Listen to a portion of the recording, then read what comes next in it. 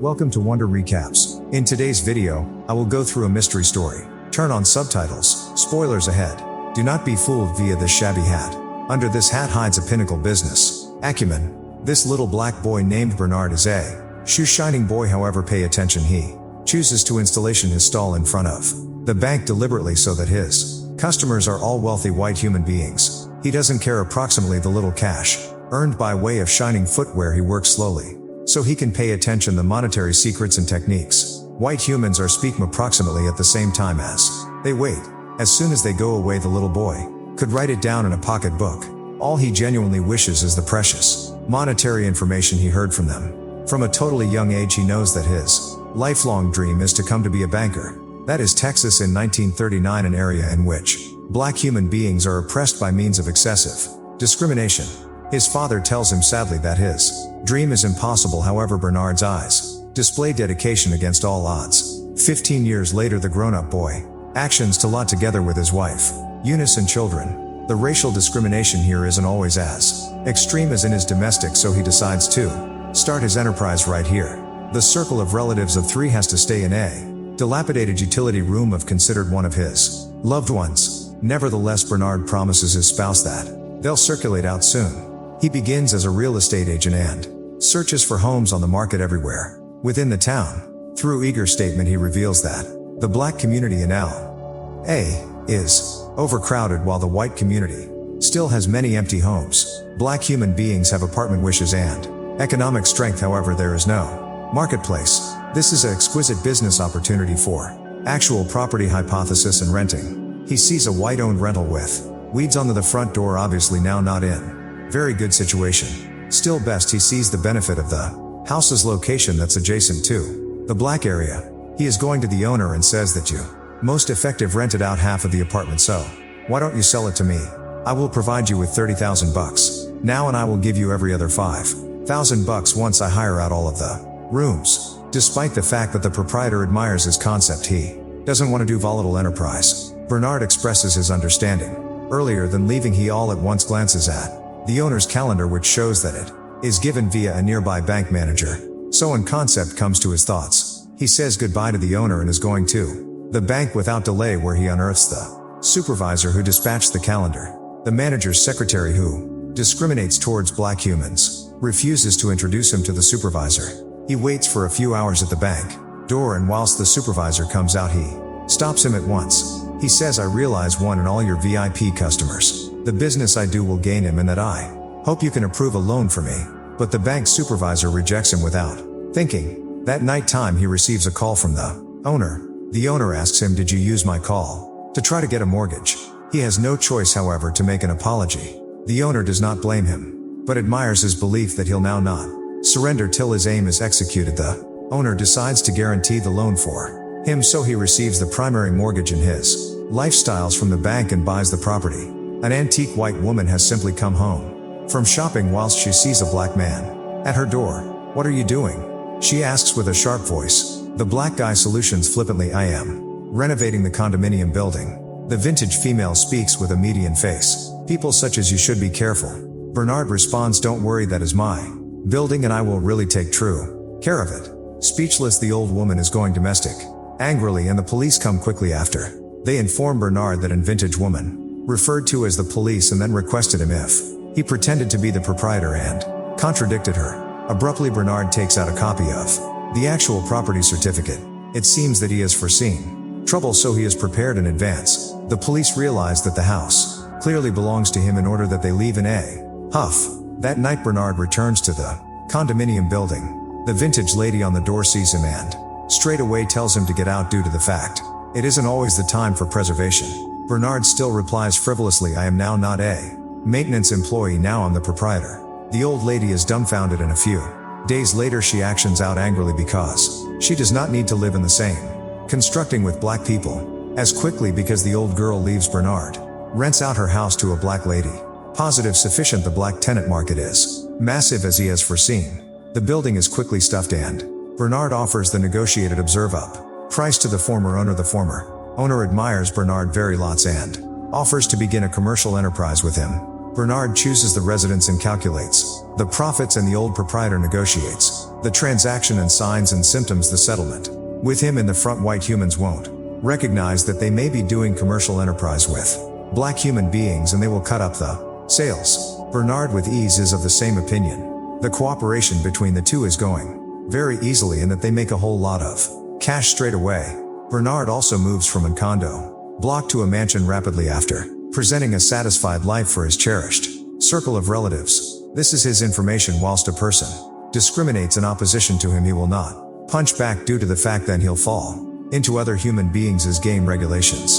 He desires to play his very own regulations. Rational, financial, and most earnings is his ultimate desires. But existence does now not continually pass easily, and demanding situations can get up at any moment. The previous owner who works with Bernard is vintage and frail and dies some years later. His equity inside the company is inherited by using his wife. This female significantly discriminates against black humans and would not want to cooperate with Bernard. She contemptuously gives to buy Bernard shares at a very low price, and if he disagrees, she can sue him. In that generation, when whites and blacks litigate, who do you suspect the choose would prefer? Bernard isn't always inclined to be dealt with so unfairly, so he comes to a decision to go to courtroom. But he needed to discover a person to testify to show his cooperative courting with the antique proprietor. He thinks of the financial institution supervisor. However, the supervisor has already cooperated with the widow and avoids Bernard once more. Extraordinarily disappointed, Bernard stands in the financial institution and appears around the neat and tidy financial institution constructing shows systematically discriminatory fangs anywhere. Simply because of the color of his skin, he is regularly scorned whilst he walks into the financial institution. Thinking of this ambitious plan regularly rises up in Bernard's thoughts. There are 4 banks in a single building, and every of them has closed doors for this black guy. At this second, Bernard's mind generated a genius idea. I can buy this building and see who of you dares to discriminate against me once more. So Bernard reveals Joe, any other black real estate developer, in law, and tells him his plans. At first, Joe thinks he's out of his thoughts because the land fee of the constructing is extremely high, and never has a black individual ever sold land in Los Angeles downtown. However, after discussing it for a while, Joe discovers that Bernard is not a delusional guy, but a thoughtful rationalist. Why does he want to shop for this constructing? Because so long as he owns the building, the bank owner will serve him. They dare now not refuse to offer him a loan. They'll additionally reveal the real property fashioned to him in order that his actual estate enterprise may be smoother. Joe is taken aback by using his idea, but after considering it, he believes it will paintings. Even though he is extremely wealthy, he's also concerned to white humans anywhere. If he can step on white bankers on white land, he will make more money. However, they nevertheless cannot negotiate transactions with white humans directly, so they need a white person as an agent. On this regard, Bernard already has an concept in thoughts. Matt, who has been supporting him with renovations. This guy is a sincere man. He is also very ambitious, only a little green. So Bernard and Joe set out to teach Matt comprehensively, teaching him golf, high elegance, manners, mathematical thinking, and actual property. Matt lives as much as expectancies and quick becomes talented at golf. At the same time as gambling golfing, he can calculate real estate valuations much like a young and promising entrepreneur. At a golf membership, Matt meets the proprietor of the bank building. Of route, this stumble upon is likewise organized by using Joe. The verbal exchange goes properly. Matt gets the chance to buy the constructing, and the rest can be negotiated. But Matt doesn't know a way to do it. Do not worry. Earlier than the negotiation, Bernard helps Matt make all the arrangements. He first counts the variety of lighting fixtures on in the building. After darkish, calculates the emptiness charge of the constructing and then receives the constructing estimate cost through the building's annual revenue and operating fees. Bernard prepares any numbers that is probably worried and asks Matt to memorize those numbers earlier than assembly with the owner. As a result, irrespective of how the large boss bluffs about his property, Matt is usually one step beforehand and offers out the exact number, which shocks the huge boss. The accountant beside him is also dumbfounded. All of them suppose that they've encountered a math genius and cannot idiot him at all. In the end, Bernard gets the constructing that is first of all priced at greater than $2.4 million for simply $1.56 million. From then on every occasion, Bernard is going in or out of the building. The president of every financial institution will come to shake his hand. The little manager who made things tough for him within the past is shocked With the support of the banking enterprise, Bernard and Joe's real estate careers increase swiftly.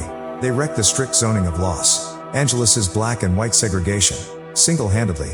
Many younger and promising blacks move into white neighborhoods soon after they even get obtained through the vice chairman. Numerous years later in 1963, Bernard takes his own family back to Texas to visit his father Britton.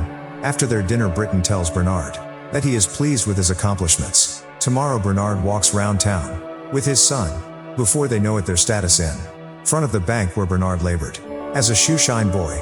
At that point, Texas become the most racist area in the US. They meet a young boy shining footwear simply like Bernard used to whilst he was little. To Bernard's marvel, the boy will only paintings on the shoes of white human beings. This little incident touches Bernard and awakens his feel of responsibility to his fellow guy. He secretly makes up his thoughts that he need to exchange the repute quo and help the black network in his native land get better housing. The next day Bernard visits Joe and tells him that they should purchase the mainland financial institution in Texas. Joe thinks Bernard is out of his thoughts for even thinking about it because the racism in Texas is so excessive. But Bernard manages to show compelling reasons to make the purchase. In the end, Joe concurs to assist Bernard out. They recruit Matt again and use him to be their frontman once more. They meet with the bank owner Robert Florence Sr. and Jr. to speak about the numbers of the deal. Despite Florence Jr.'s suspicions, Sr. sells the financial institution to Matt and his companions. With the mainland financial institution received, Bernard gets to paintings and starts off evolve supporting the African Americans in town get authorized for loans. It might seem that Bernard's aim is to help his fellow men get an honest threat at housing or even money-making opportunities. Matters cross properly for a time until Florence Jr. starts off evolved investigating the loans that their bank approves. One day Florence follows Matt and meets up with Bernard and Joe. He confronts them approximately the loans they permitted and threatens them with a letter from the United States of America Treasury Department. He says that the branch will check out the bank's operations in 1 month. As Florence Jr. leaves the guys mentioned their next moves. At some point of that point, Matt comes up with a proposal. He shows that they purchase another financial institution and switch the trouble loans from mainland to that bank. They mention the purchase of the financial institution of Marlon Moore, and Bernard says the essential problem is overseeing the operations of the bank. In response, Matt suggests that he be allowed to run the brand new financial institution. Bernard expresses his soreness with the idea, but he eventually settles with letting Eunice hold an eye on Matt. Ultimately, Matt gets to run his financial institution, similar to he desired. Tomorrow, Matt meets up with a lawyer and starts signing mortgage contracts on his signal. Some day later, Matt gets a call from Florence Jr. concerning customers that need to withdraw all their money from mainland.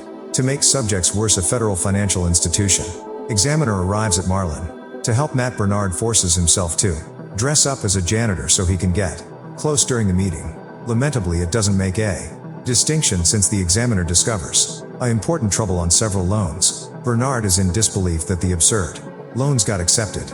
In the end, they learn that it become Florence Jr.'s doing all along. It turns out that even as speeding to run his financial institution, Matt skipped protocols and used a lawyer that Florence recommended. Via that, Florence was capable of sneak within the difficult loans. Someday later, Bernard and Joe inform Matt that the maximum rational move they could make is to walk away from the bank of Marlin. Unwilling to let his bank move, Matt makes a flow without letting his companions recognize. Joe learns approximately his move day after today and rushes to mainland financial institution with Bernard. They confront Matt about the loans even as Florence watches the spectacle with a proud look on his face. Bernard tells Matt to get their books. However, it's too late. The federal bank examiners arrive to revoke mainland bank's license to perform. While leaving the constructing, the FBI arrests Bernard and Joe. Bernard tries to stand his ground, but it's a futile battle. Sometime later, Bernard and Joe meet up with their lawyer. They study that their case were given dragged alongside some racial politics in the US of A. Meanwhile, Matt talks with Senator McClellan, approximately attesting in opposition to his companions and alternate for his freedom. Matt contemplates his subsequent flow that night and makes a smartphone name. Matt follows McClellan's suggestions and testifies in opposition to his partners on the Senate, listening to day after today. Later that day, Bernard also meets with McClellan and listens to his concept. He gives him a desire to take an immunity deal and confirm Matt's tales, or Bernard can say something he wishes and visit jail. In the long run, Bernard decides to mention the phrases that have been saved in his heart. For years, he talks about racial discrimination in the United States of America. Rapidly after that, both Bernard and Joe's fortunes were given decimated. After the hearing, the two also were given sentenced to federal prison. Florence Jr. purchases the mainland bank for a small fraction of the price paid by way of Bernard and Joe. Meanwhile, Matt Steiner in no way got charged with any crime. Numerous years later, Bernard and Joe get out of jail. Eunice finds it odd that the two men seem satisfied even after dropping all their fortune. It turns out this is now not the case in any respect. Joe reveals that they have houses next to each different within the Bahamas. Eunice is in disbelief and asks Bernard how that came about. It seems that the person Matt called the night earlier than his testimony was Bernard. He told Bernard about the senator's deal and apologized to him. In Go Back, Bernard asked Ma to prefer before the government ought to seize their property. The movie ends when we found out that Bernard and Joe's residential residences have been instrumental to the fight in opposition to housing segregation in L.A., and that they still have mansions next to every other in Bahamas. Thank you for watching. Please like and subscribe, and click on the bell icon to get new film recaps continuously.